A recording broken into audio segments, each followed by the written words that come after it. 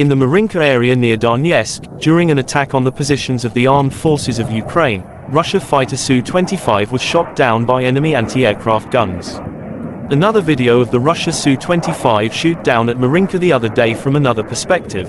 The pilot was reportedly evacuated and is fine. According to the armed forces of Ukraine, Russia lost total 307 jet fighters during Russia-Ukraine conflict. In total, Russia lost 178,150 servicemen until April 9, 2023. Including 3,636 tanks, 7,024 armored fighting vehicles as well as 292 helicopters and 2,312 drones.